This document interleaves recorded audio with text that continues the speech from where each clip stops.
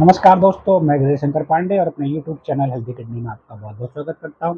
दोस्तों, इस चैनल के माध्यम से हम मैं अपना और एक्सपीरियंस आप लोगों के साथ शेयर करता हूं और जो-जो मुझे किडनी ट्रांसप्लांट से पहले प्रॉब्लम हुई डायलिसिस पे, वो भी एक्सपीरियंस शेयर करता हूं और किडनी ट्रांसप्लांट के बाद क्या-क्या मेडिसिन मैं लेता हूं, वो भी आपको शेयर करता हूं।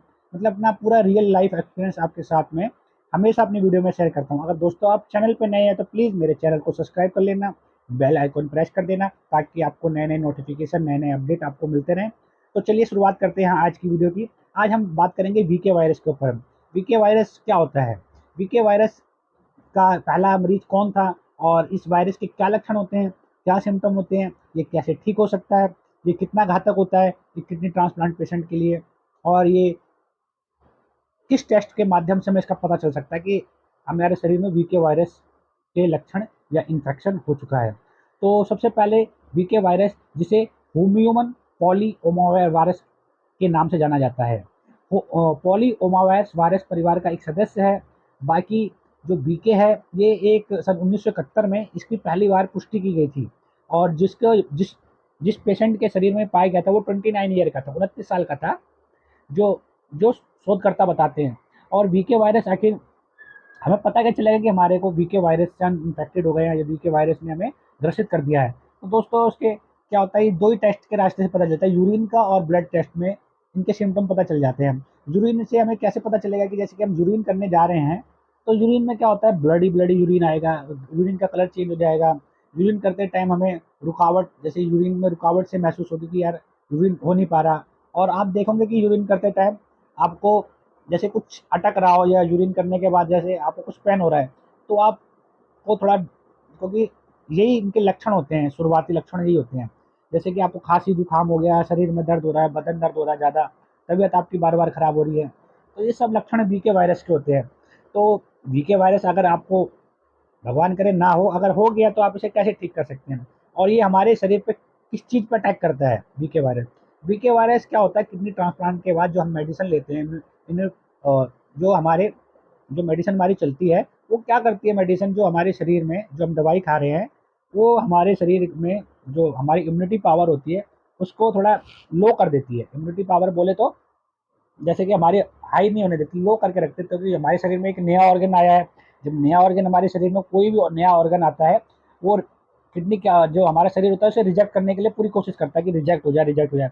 लेकिन जो मेडिसिन हमें डॉक्टर देते हैं, जैसे पैनग्राफ हो गई, टेफ्का हो गई, और ये सब मेडिसिन क्या होती है, इम्यूनिटी पावर को कमज़ोर करती है। इम्यूनिटी पावर को कमज़ोर करने के कारण ही नया जो नई जो ऑर्गन हमारे शरीर में आया है वो एडजस्ट हो जाता है। तो उस कंडीशन में क्या होता है, हमारे शरीर में वीके वायरस सबके शरीर में होता है, लेकिन किसी को पता नहीं चलता ये। किडनी ट्रांसप्लांटेशन को जब पता चलता है, क्योंकि 6 महीने, 1 साल बाद, 2 साल बाद, 3 साल, 4 साल बाद क्या होता है, उसको कुछ प्रॉब्लम आने लगती है। स्टार्टिंग में तो कोई डॉक्टर इस टेस्ट को लिखता नहीं है, क्योंकि सबको नहीं पता ना वीके वायरस के इन्फेक्शन है। लेकिन जब ये वीके वायरस जिसको हो जाता है, अब उसके लिए क्या करना चाहिए? अब वो पता तो चल गया कि वीके वायरस है शरीर में, अब इसके लिए क्या रोकथाम करनी चाहिए? अगर आपको भी वीके वायरस से प्रॉब्लम हो रही है या फिर किसी ट्रांसप्लांट पेशेंट जो आपका फ्रेंड है या कुछ भी है, तो उसको आप कैसे इसके बारे में बता सकते हैं, सो कैसे बाहर ला सकते हैं इस मुसीबत से? तो दोस्तों इस कंडीशन में आपको क्या होता है कि आपको पानी तो पी रहे हो आप, थोड़ा पानी की मात्रा और बढ़ा देनी चाहिए। क्योंकि कुछ इन्फेक्शन क्या होते हैं, हम पानी ज़्यादा पीने से हमारे शरीर के यूरिन के रास्ते से वही बाहर आ जाते हैं। ये छोटे-छोटे सिम्पटम होते हैं जो बाहर निकाल देते हैं। और जो ये क्या होता है, यूरिन में जो यूरिन के रास्ते से पहले आ जाता है, यूरिन में ही सबसे ज़्यादा वीके वायरस के आने के लक्षण बताए गए हैं। अगर आप वीके वायरस से ग्रसित हो चुके हैं या आपको इस वीके वी संक्रमण उपचार करवाना चाहते हो, आप कैसे ठीक हो सकते हैं?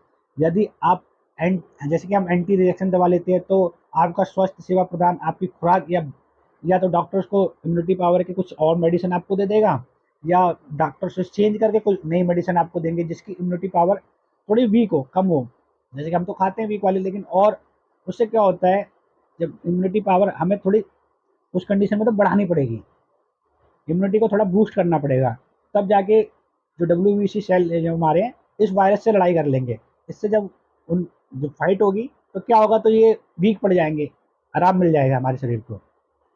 दवाइयों का दर्द कम हो जाता है ना उपयोग, आप नॉर्मली आप आजमा के देखेंगे तो ऐसे सिम्टम आपको मिलेंगे।